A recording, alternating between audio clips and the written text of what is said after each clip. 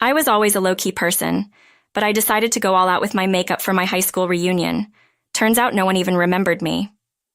"Excuse me, who are you?" The voice belonged to Jennifer, who had been doing amateur modeling since high school. "Wow, you're so caked up, I can't even recognize you." Jennifer splashed her cup of water on my face. With my makeup gone, I suddenly felt vulnerable, as if a spell had been broken. Just then, I heard murmurs from my classmates. "Wait, are you—" "Yes, I'm not the same person I used to be.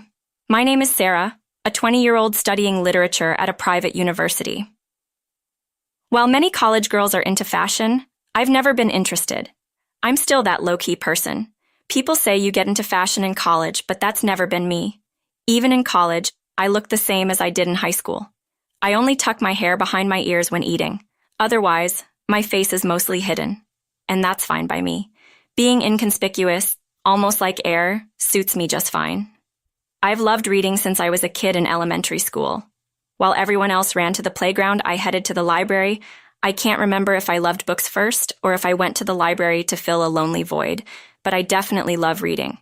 Inside books, there's a world that I don't know about. Books add color to my otherwise monotonous life. Reading was my only hobby, especially since I wasn't good at sports or socializing in high school. Reading wasn't enough, so I started writing novels. I would hide behind my long hair and secretly observe people for story ideas. In my world, exciting things are always happening, things I'll never experience. Just like reading books, observing the real world was fascinating. "Sarah, tuck your hair behind your ears. No one can talk to you if they can't see your face." Well, I guess I'm the only one who would. Jennifer, who was way out of my league, would occasionally come over to my desk to talk. She was an amateur model known as the rich high schooler. I never understood why Jennifer picked on me, but she wasn't bullying me, just teasing. She was indeed pretty and wore high-end brands, but she never became material for my novels, so I ignored her. My hobby of writing novels, which started in high school, continues to this day, and I even post my works online. One day, after college, I dashed off to a publishing house in Boston. The scenery from this unusual train ride seemed more vivid than usual. Oh man, I'm so nervous. For the past week, my heart has been racing, and it's all I can do to keep my composure. My heart is pounding, and it's reaching its peak now. "Next, please." "Nice to meet you. I've been a fan of Miss Williams since middle school." I poured my feelings into those words, probably speaking more openly than I ever had before. By the way, Miss Williams is the author Emily Williams, whom I adore. "You have a way with words, dear. Thank you for loving my work so much. Keep challenging yourself to broaden your horizons," Miss Williams said, signing her new book for me. As I walked away, still on cloud 9, a man near the entrance of the publishing house stopped me. Little did I know that this encounter would change my life. He gave me a special makeup set, and strangely enough, it sparked an interest in makeup, something I had never cared about. From then on, I started waking up a little earlier to do my makeup before going to college.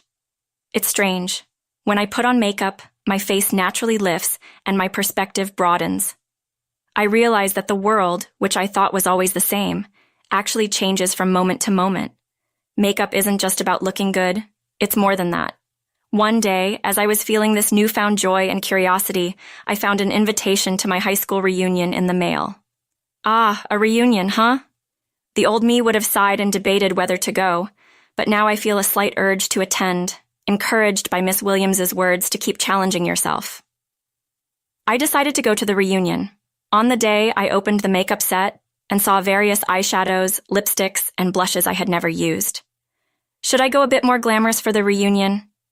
I chose some bold colors I usually wouldn't use. Before I knew it, I had applied heavy makeup like a stage actress.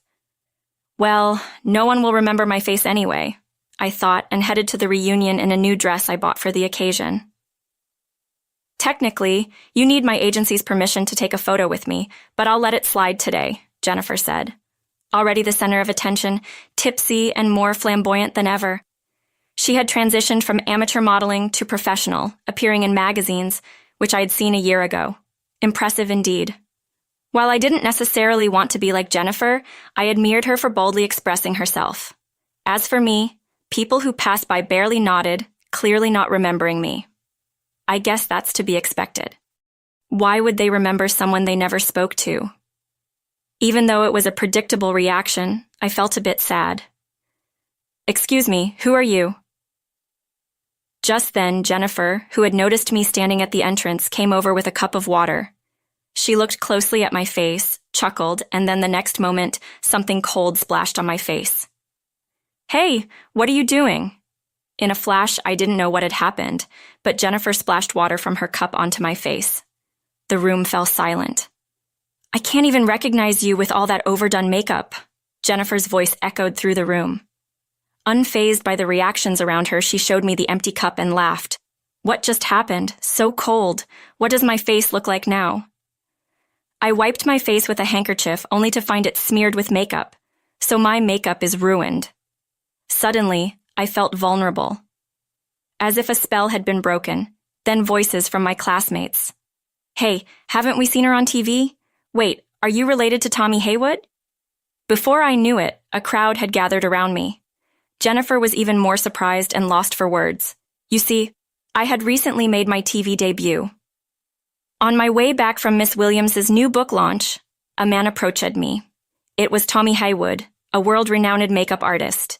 He had been in another room at the publishers, doing an interview. In today's world, beauty interests both men and women, and Tommy Haywood's show boasts top ratings in the beauty genre. Even I, who knew little about beauty and makeup, had heard of him. When Tommy Haywood approached me near the entrance after the event, I was shocked. "I'm borrowing her." With that, he grabbed my arm and led me to an empty conference room, not minding my surprise. Don't worry, I'll give you a makeover." Tommy Haywood sat me down, removed his glasses, and did my makeup in just a few minutes. Finally, he fixed my hair. "Take a look." I was amazed when I looked into the hand mirror he handed me. Wow, I look beautiful. Even the people from the publishing house were surprised by my transformation. How about becoming my exclusive model? What exclusive model? I instinctively shook my head at the unfamiliar proposition. Why not? Meeting you here today is fate. I'm so proud of how beautiful you've become with my makeup. Let's inspire women around the world together. I was indeed grateful for the incredible makeover and happy to have met someone so famous, but I don't want to stand out. I've lived my life avoiding attention, and I'm comfortable that way. Hearing my words, Tommy Haywood slowly shook his head. "You should believe in your potential and have the courage to step into the wider world. Think about it." With that, Tommy Haywood gifted me his contact information and a custom makeup set. That's the makeup set I'm using now. For days after, Tommy Haywood's words stuck in my mind. Not just him, Miss Williams had said something similar. "Broaden your horizons, take on new challenges. Let's give it a try." I made up my mind and called Tommy Haywood. From then on, I left everything to him. One thing led to another, and I became a regular model on Tommy Haywood's show. On the show, I revealed my bare face and underwent an incredible transformation thanks to his magic touch. It seems someone here had seen that episode. "Oh, it's Sarah. Sarah, you're Tommy Haywood's exclusive model? That's amazing. Tell us the story." My classmates started talking to me one after another. "I have a better modeling career than you." Just then, Jennifer's voice, full of resentment, echoed through the room. She was glaring at us from outside the circle of people. My classmates, who had seen Jennifer splash water on me, looked at her with disdain. "You should thank me. I'm the one who removed your overdone makeup so people could recognize you." She showed no signs of remorse. That's when Robert, the class heartthrob, stepped in front of Jennifer, showing her his phone. "Jennifer, you're so boring. Most of your Instagram photos are stock images, aren't they?" "What are you talking about, Robert? That's not true." "Well, the American store you posted about recently has been under renovation for months, and someone saw you in Boston just a few hours before you claimed to be in Paris." Robert continued to press a flustered Jennifer. "You're not actually getting any modeling gigs, are you?" "That's mean." Jennifer, visibly shaken, couldn't bear the cold stares from our classmates and stormed out of the room. Lies catch up to you, don't they? One classmate muttered. I later heard that many classmates had been following Jennifer's Instagram and were growing tired of her fake posts. Sarah, you dropped this earlier. Robert handed me Miss Williams's book, which had fallen out of my bag when Jennifer splashed water on me. Thank you. After that, I talked more with classmates than I had in all 3 years of high school. Talking to people around me wasn't as hard as I thought. Everyone has their own thoughts, their own way of living, and their own uncertainties. I knew this, of course, but hearing it directly from people felt different than reading it in a book. I'm glad I attended the reunion. I'm truly glad I mustered the courage back then. As for Jennifer, I heard she got fired from her modeling agency. Someone had posted a video of her splashing water on me at the reunion, and it went viral, causing a backlash. Social media can be scary. While I questioned the person who posted the video, I hope Jennifer learns to live without lying to herself. 3 years have passed since then. Sarah, could you come over now? The call led me back to the publishing house where I first met Tommy Haywood and talked to Miss Williams 3 years ago. That day, in this place, my life changed dramatically. As I was lost in thought, a voice came from behind me. Are you Miss Sarah, the writer? Me? Yes. Your novel is going to be published. You're making your debut as a novelist. Really? I was so surprised that I kept asking for confirmation. Ever since gaining confidence, I had been sending my own novels to the publishing house. One of them caught the attention of the higher-ups, and now it's going to be a book. From now on, you'll be a beauty expert and a writer. You'll be busy. We'll schedule a meeting for next week. Looking forward to working with you, Miss Sarah. Likewise, thank you.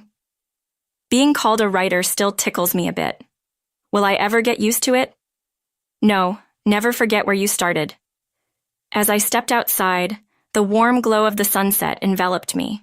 The building housing the publishing company was also bathed in the colors of the setting sun. This place is indeed special to me. I'm glad I took that courageous step back. Then, otherwise, I might still be hiding behind my hair, living in a limited world. I wouldn't have been able to see this beautiful view or be a part of the exciting things happening around me. Of course, books are still my dear friends, but now I want to write books that give hope to those who lack courage, just like I did facing the setting sun. I made that resolution. Good morning. Good morning. I hope we find a great venue today. Yeah, today I'm going venue hunting for our wedding with the man who recently proposed to me. That man is Robert, whom I reconnected with at the reunion 3 years ago. Robert? Who picked up the book I had dropped. We've been in touch since then and found out we both love reading, especially Miss Williams's books. Robert, the class heartthrob, turned out to be someone I could relate to. Being with him makes my heart race. The world around me shines and I feel at ease. New emotions are stirring within me. Found another idea for a novel, haven't you? Robert peered into my face, he noticed. Come on, let's go. No work talk today. Our wedding is our own special story. Don't turn it into a novel. Oh, come on, let's share our happiness. Our voices echoed in the air. Hands in hand, Robert and I stepped into the